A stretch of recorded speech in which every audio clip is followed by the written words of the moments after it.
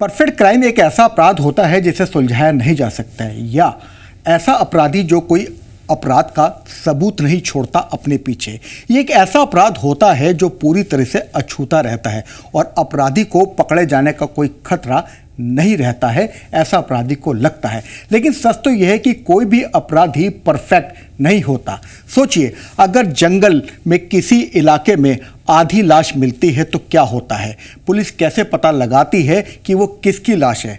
ना सर, ना हाथ, ना पैर, सिर्फ आधा धड़। लेकिन सच तो यह है कि लाश पुलिस के सामने जब आती है तो वो इंसानों की तरह बात करती है। इस पूरी स्टोरी में एक मरी हुई महिला की खोपड़ी ने सारा सच उगल दिया। उस खोपड़ी ने सुपर इम्पोजिशन टेस्ट के जरिए ये बता दिया कि वो कौन है, कैसे उसकी हत्या हुई। आज हम आपको क्राइम की एक ऐसी ही सच्ची दास्तान सुनाएंगे और बताएंगे कि क्या होता है सुपर इम्पोजिशन टेस्ट। नमस्कार, मैं हूं प्रदीप श्रीवास्तव और आप देख रहे हैं जी भारत का ये डिजिटल प्लेटफॉर्म।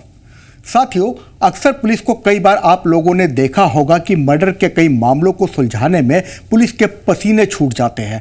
हर तरह का दाव पेच इस्तेमाल करने के बावजूद कई बार आप लोगों ने देखा होगा कि पुलिस के हाथ खाली के खाली रह जाते हैं। ऐसे में मीडिया का प्रेशर और सीनियर अधिकारियों की डांट के आगे ग्राउंड जीरो पे काम करने वाले जांच अधिकारी काफ़ी प्रेशर और तनाव में रहते हैं, क्योंकि मामला कोर्ट में जाना होता है। इसलिए ऐसी कोई चूक ना हो जाए जिससे पुलिस को अदालत में मुंह की खानी पड़े और असली क्रिमिनल पुलिस की जांच को चकमा देकर इस केस की थ्योरी से बाहर निकल जाए। कहीं कोई बेकसूर तो बलि का बकरा ना बन जाए, इसलिए पुलिस एहतियात के तौर पर हर वो संभव फॉरेंसिक जांच करवा लेती है जिससे कड़ी से कड़ी जोड़कर पुलिस सबूत के तौर पर अदालत में रख सके। वैसे तो कलयुग के दौर में कई क्रिमिनल अपराधियों को आपने हत्या करने के कई तौर तरीकों को अपने स्क्रीन पर देखा होगा, लेकिन सबसे ज़्यादा प्रॉब्लम पुलिस के सामने तब आती है जब पुलिस को कोई ऐसी डेड बॉडी मिल जाए जिसका ना सर हो, ना पैर हो, ना हाथ हो, सिर्फ धड़ का कुछ हिस्सा ही हो, और वो भी बिना किसी आई विटनेस के और अनजान जगह पर वो शव मिले। और ऊपर से ये भी चैलेंज रहे कि ये डेड बॉडी मेल है या फीमेल। सोचो साथियों, ऐसे में बिना सर, बिना पैर, बिना हाथ, सिर्फ धड़ के कुछ हिस्से मिलने से क्या आप शिनाख्त कर सकते? नहीं ना। जब आपके सामने ये प्रॉब्लम आ सकती है तो सोचिए कि पुलिस को कितनी चुनौतियों का सामना करना पड़ता होगा। जी हाँ साथियों, आज जी भारत आपको बताएगा ऐसे ही rare of the rare murder के मामलों में पुलिस अदालत से परमिशन लेकर सुपर इम्पोजिशन टेस्ट करवाती है। कभी सुना है आपने इस टेस्ट के बारे में? वैसे फॉरेंसिक जांच से जुड़े लोग या फिर सीनियर पुलिस अधिकारियों को छोड़कर आम लोगों को इस सुपर इम्पोजिशन टेस्ट के बारे में शायद ही पता हो। लेकिन आज बने रहे एंड तक जी भारत के साथ, क्योंकि आपको भी पता होना चाहिए कि सुपर इम्पोजिशन टेस्ट आखिर क्या टेस्ट होता है। दोस्तों, इस सच्ची कहानी को आप तक पहुंचाने के लिए मुझे आपको थोड़ा सा फ्लैशबैक में लेकर जाना होगा। दरअसल उस वक्त मैं एक बहुत बड़े क्राइम शो के लिए रिपोर्टिंग करता था और उस वक्त वो शो देश का नंबर 1 क्राइम शो हुआ करता था। और दिल्ली में मुझे सूचना मिली कि राजस्थान में पुलिस ने पहली बार एक ऐसा मर्डर का केस के एंड पर पहुंची है जिसे सुलझाना असंभव था। ऑफिस से परमिशन मिली कि एक नहीं, दो नहीं, बल्कि 2-3 ऐसी दिलचस्प स्टोरी आपको वहां से करनी होगी जिसके बारे में लोगों को ये पता चले कि इन सच्ची कहानियों को सुलझाने के पीछे असली हीरो कौन होते हैं और एक कैसे मामलों को सुलझाते हैं। पुलिस के सामने एक ऐसा केस था जिसे उससे 3 टुकड़ों में एक महिला की लाश मिली थी। उसका सर एक बैग में मिला, उसका धड़ एक कब्रिस्तान से कुछ दूर मिला और उसके हाथ पैर एक नाले से मिले। लेकिन महिला के कातिल का कोई सुराग नहीं था, किसी तरह का कोई सबूत नहीं था। साथियों, इसके लिए मुझे आपको थोड़ा सा फिर से एक बार फ्लैशबैक में ले जाना होगा। जब हम दिल्ली में थे, जैसे हमको राजस्थान के जोधपुर से ये खबर मिली तो परमिशन के साथ हम अपनी टीम के साथ निकल पड़े रात को ही ट्रेन से जोधपुर। जोधपुर पहुंचते ही हम सबसे पहले पुलिस के उन आला अधिकारियों के साथ उस घटनास्थल पर पहुंचे। घटनास्थल मतलब कि जोधपुर से जैसलमेर की तरफ जाने वाला जो डिफेंस की जहां से गाड़ियां जाती है, एक अलग से रोड बना हुआ, चारों तरफ रेतीला रोड होता है। हम वहां पहुंचे। वहां हमको पुलिस ने बताया कि यहां पर एक ऐसे कुत्ते डेड बॉडी को खींच कर ले आए थे जिसका ना सर था, ना हाथ था, ना पैर था, ना कुछ भी नहीं था। धड़ का एक छोटा सा पार्ट वो भी जला हुआ था और उससे ये नहीं पता चल रहा था कि ये मेल की डेड बॉडी है या फीमेल की डेड बॉडी है। ऐसे में साथियों, पुलिस चाहती तो इस मामले को वहीं दबा देती, क्योंकि कत्ल के जब मामले पुलिस के सामने आते हैं तो पुलिस के लिए एक चैलेंज हो जाता है। उसके लिए बहुत सारी कागजी कार्रवाई करनी पड़ती है, बहुत लोगों को हिरासत में लेना पड़ता है, बहुत लोगों से पूछताछ करनी पड़ती है। इतनी माथापच्ची के दौरान कौन ऐसे मामलों को सुलझाने निकले। लेकिन जोधपुर पुलिस की दाद देनी होगी। जोधपुर पुलिस ने ऐसा नहीं किया। जोधपुर पुलिस ने उस जली हुई टुकड़े को, जो पार्ट था शरीर का, उसको अपने कब्जे में ले लिया और कब्जे में लेके उसको अपने पास फॉरेंसिक जांच के लिए भेज दिया। साथियों, जब मैं अपने कैमरामैन के साथ वहाँ पे घूम रहा था तो मेरे को वाकई में वहाँ पे डीजल के कुछ जैसे जली हुई चीज़ें होती है वो भी मेरे को मिली। बहरहाल फिर हम आला अधिकारी के पास गए। उस समय जो जोधपुर के एसएसपी होते थे, अभी वहाँ पे राजस्थान के अंदर एक बहुत ही सीनियर अफसर है। साथ में उनके साथ एक एडिशनल एसपी होते थे, उनका नाम है हेमंत शर्मा।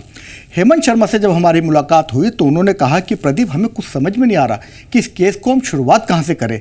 लेकिन हमने क्या किया कि पूरे राजस्थान में जोधपुर, जयपुर, जितने भी इलाके हैं उन सब में हमने गुमशुदगी के से इस मामले की शुरुआत करी। किसी के यहाँ से जेंट्स गायब था, किसी के यहाँ से मेल गायब, बच्चे गायब था, किसी के यहाँ से फीमेल गायब थी। इस तरीके से उन्होंने पूरी जितनी गुमशुदगी के मामले थे उनकी डिटेल को जुटाया। पुलिस को अपनी जांच में ये पता चला, हेमंत शर्मा ने जैसे कि बताया, कि उनको जोधपुर के एक मिसिंग कंप्लेंट मिली जिसके अंदर सेना के एक अधिकारी ने अपनी पत्नी सुनीता की गुमशुदगी की रिपोर्ट दर्ज कराई थी। पुलिस ने तहरीर को देखा। तहरीर को देख के पुलिस को समझ में आया कि सेना के अधिकारी ने अपनी तहरीर में लिखा कि वो अपनी वाइफ को कैंट से रेलवे स्टेशन तक छोड़ने के लिए रात को गए थे और उसने अपनी पत्नी को रेलवे स्टेशन पे छोड़ दिया, ट्रेन में चढ़ा दिया। देन उसके बाद वो अपने घर आ गए। लेकिन अगले दिन सुबह जयपुर में, जो कि उनका ससुराल था, वहाँ से फ़ोन आया लड़की के घर वालों का, यानी सुनीता के घर वालों का, कि सुनीता वहाँ नहीं पहुँची। ऐसे में चारों तरफ जो है सुनीता को ढूंढने का सिलसिला शुरू हो गया। जब सिलसिला शुरू हुआ तो साथियों, सबसे पहले जो उसके पति थे, सेना के अधिकारी, जिनका नाम अभी हम नहीं ले सकते हैं क्योंकि वो सेना का मामला था, तो सेना के अधिकारी ने वहीं पे जोधपुर में एक गुमशुदगी की रिपोर्ट दर्ज करा दी। अब यहाँ तक तो मामला समझ में आ रहा था। अब चूंकि पुलिस के हाथ पांव फूल गए क्योंकि सेना का अधिकारी का मामला था, सीधी डायरेक्ट जाके पूछताछ नहीं कर सकते, कैंट में बिना परमिशन के अंदर एंटर घुस नहीं सकते। ऐसे में पुलिस ने गुपचुप तरीके से ना सिर्फ सुनीता बल्कि और 3-4 जो ऐसे मिसिंग की रिपोर्ट्स थी आसपास की, उनकी भी जाँच में जुटी हुई थी। पुलिस के आला अधिकारियों ने जब सेना के वरिष्ठ अधिकारियों से बात करी तो वो पहुँच गए सुनीता के घर परमिशन के साथ। सुनीता के बच्चे भी वहाँ मौजूद थे।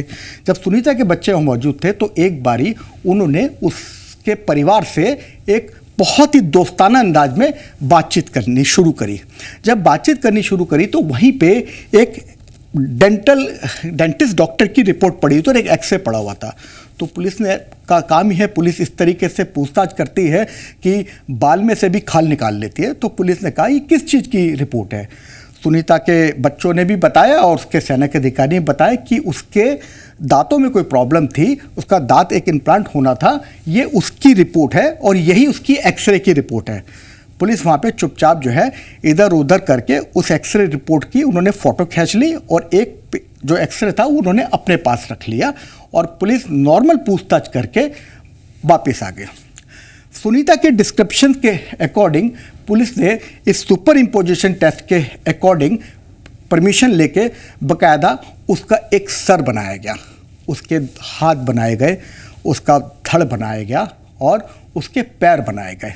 यानी सुपर इम्पोजिशन टेस्ट जो बॉडी के अकॉर्डिंग जो उसका फिगर होता है उसके अकॉर्डिंग एक पार्ट्स अलग अलग बना के और उसको जोड़ा जाता है। क्योंकि आधा धड़ जला हुआ पुलिस के पास पहले ही फॉरेंसिक जांच के लिए मौजूद था जिसके ऊपर पुलिस काम कर रही थी, लेकिन ये पुलिस सारी कार्रवाई जो इंटरनल रूप पे कर रही थी और ताकि किसी को कोई शक ना हो ये कर रही थी। बहरहाल जब पुलिस ने जांच शुरू करी तो पुलिस के सामने कई पेच आ रहे थे। पेच ये आ रहा था क्योंकि कैंट से जो है रेलवे स्टेशन की दूरी मात्र कुछ 1 किलोमीटर की थी, तो पुलिस सबसे पहले उन्होंने स्टेशन की दूरी देखी और उस रात की गुपचुप तरीके से जीप की एक जो उसकी लॉकशीट होती है वो पुलिस ने निकाला। तो पुलिस ने ये देखा, जांच अधिकारियों ने, कि कैंट से रेलवे स्टेशन की जो दूरी है वो मात्र 5-7 किलोमीटर है, यानी आना जाना 14-15 किलोमीटर। इधर उधर पति पत्नी ने बैठ के चाय वाय घूमने चले गए तो 20 किलोमीटर, 25 किलोमीटर, 30 किलोमीटर, 40 किलोमीटर। लेकिन उस रात गाड़ी जो थी दोस्तों, साथियों, उस रात गाड़ी चली थी 160 किलोमीटर से ऊपर। पुलिस का माथा यहीं पर ठनका कि जो रात में पति अपनी पत्नी को लेकर सिर्फ स्टेशन तक, जो कि 14-15 किलोमीटर का आने जाने का डिस्टेंस है, हो सकता है 30 हो जाएगा, 40 हो जाएगा, वो 160 किलोमीटर गाड़ी कहाँ चली? क्योंकि जो सुनीता का पति था वो जब गाड़ी वापस वो लेके आया अपने कैंट क्षेत्र में, और जब उसने उस सरकारी जीप को जब जमा कराया, वो डीजल की जीप होती है, जब जमा कराया तो उसके अंदर उसकी लॉकशीट में थी कि गाड़ी 160 किलोमीटर से ऊपर चली। एग्जैक्ट मेरे को याद नहीं है, 160-170 के बीच में था, 160 किलोमीटर से ऊपर चली। अब पुलिस ने चुपचाप इस रिकॉर्ड को अपने पास रख लिया। अब पुलिस का जो शक था वो यकीन में बदलने लग गया कि कहीं ना कहीं सेना के अधिकारी जो है वो पुलिस को गच्चा दे रहा है, जांच में सहयोग नहीं करा रहा और जांच को भटकाने की कोशिश कर रहा। बहरहाल पुलिस चुपचाप इस केस की इन्वेस्टिगेशन करती रही। इन्वेस्टिगेशन के दौरान पुलिस जो है एक बार फिर जाके उनके बच्चों से मिली और बच्चों से पूछा कि माँ बाप के बीच में कोई झगड़ा था, कोई ऐसा था? तो अमूमन उन्होंने कहा कि ऐसा कुछ था नहीं, लेकिन मम्मी और पापा के बीच में बनती नहीं थी। आए दिन बच्चों को भी जो है माँ के साथ वो जयपुर में शिफ्ट कर देता था, भेज देता था। इस दौरान उनके पिताजी यहाँ क्या करते थे क्या नहीं करते थे उनको नहीं पता चलता था। पुलिस को 1 क्लू और मिल गया। अब इसके बाद जांच की दिशा पुलिस ने फिर दोबारा से तेज करी कि अदालत में सिर्फ आधी धड़ जो था जला हुआ, इससे तो साबित नहीं कर सकते कि सेना के अधिकारी ही ने ही अपनी पत्नी सुनीता की हत्या की होगी, क्योंकि पुलिस का कुछ था नहीं। पुलिस ने उस 160 किलोमीटर के दायरे में अपनी इन्वेस्टिगेशन को तेज किया और पुलिस ने कि सारी पूरी जोधपुर की टीम जो है वो गुपचुप तरीके से इसमें लग गई। जिस जगह से सुनीता का धड़ मिला था जला हुआ, कुत्तों ने उसको नोच रखा था, उसके से करीब 5 किलोमीटर के दायरे में पुलिस को एक बैग मिला। बैग में से पुलिस को सुनीता की मुंडी मिली, यानी सर मिला, ऊपर का हिस्सा मिला। पुलिस को 1 क्लू और मिल गया। उसके बाद पुलिस ने फिर दोबारा शमशान इधर उधर उस 160 किलोमीटर के रेडियस में, एरियल रेडियस में फिर ढूंढना शुरू किया। तो पुलिस को एक नाले के पास से सुनीता के 2 पैर मिले। फिर वहीं पे एक जो है कब्रिस्तान था, कब्रिस्तान से पास से पुलिस को उसके 2 हाथ मिले।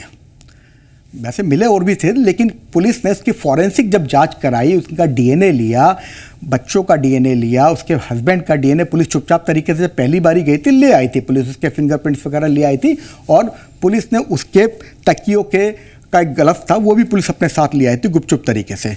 तो इन सब चीज़ों से पुलिस ने उसका एक डीएनए टेस्ट कराया, जिससे ये पता चला कि ये जो सारे पार्ट्स हैं ये सुनीता के थे और सुपर इम्पोजिशन टेस्ट से ये पता चल गया था कि सुनीता के स्ट्रक्चर के हिसाब से उसका हाथ इतना होगा, पैर इतना होगा, ये चीज़ ऐसे ऐसे होगा, ये पता चल गया था पुलिस को।